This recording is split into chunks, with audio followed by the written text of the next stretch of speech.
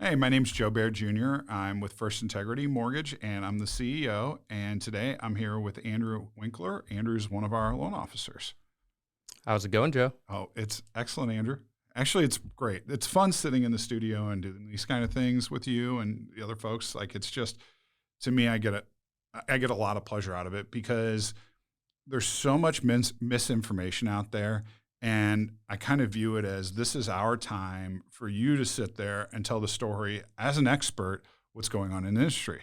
So that was my attempt at a segue. So hopefully I did all right. But, a lot of people, and this is one of the questions that we're getting constantly, and it's coming from everybody. Are we in a housing bubble right now? So, short answer, I don't believe so. And the reason is, the lending practices, people have a short-term memory. The lending practices that were going on, and around the '08 financial crisis were not good. No. So, and I came into the industry, there's much more regulation, much more, the mortgages are going to the right people. They're qualified for them. Yeah. Right now, total mortgage debt compared to value is at an all-time low. So we can weather any, small, Right. price adjustments to a degree. But I also believe I'm a millennial, okay? What I see right now, I'm 34. My friends are either having their first kid or their second kid right now. Right. And they're needing to upsize. And a lot of us, we waited longer to buy homes. I think I was 23 or 24 when I bought my first house. Yeah, mine was 2016, so I was 28, and that was probably on the earlier side, I think, of a lot of my friends. I think right now the average age is like 36 for a first-time home buyer or something like that.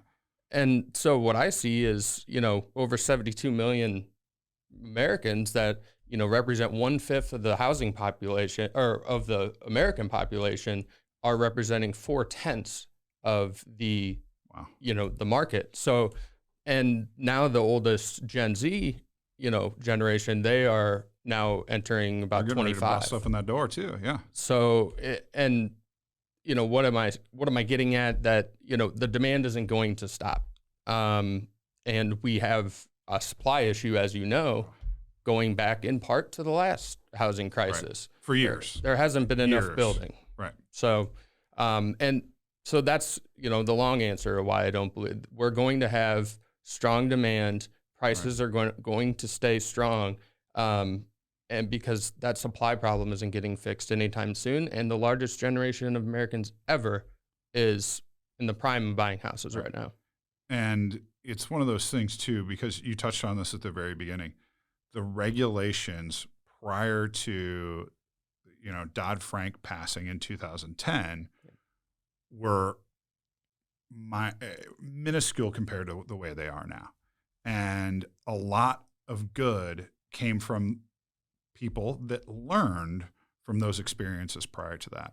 And I would say even, as a company, we never did any of those unusual loans. And I'll say that politely because there's a lot of other ways to categorize those loans. But we learned from that, and we learned how to be a better mortgage lender.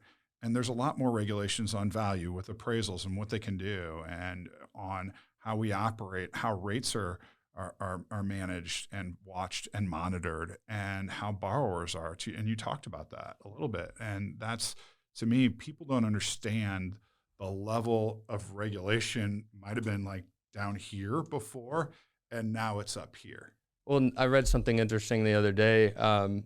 It said that, so in that same time, so around 2019, millennials overtook baby boomers as the largest generation. And roughly in that same amount of time, since about 2018, it's like 235% our millennials' net worth has grown, 235%. Wow.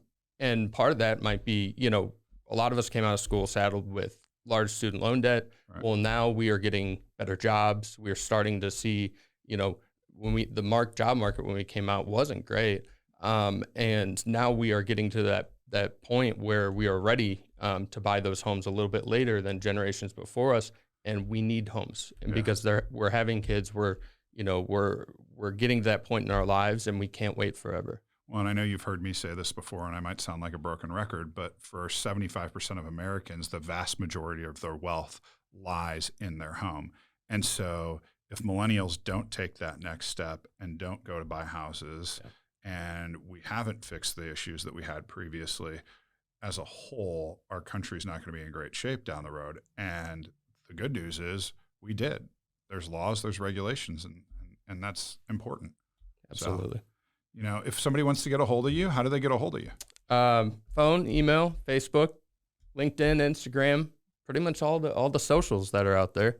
Wonderful. Yeah. Well, I know you'll take great care of them, and look forward to hearing about more to come from you. Thanks so much. All right.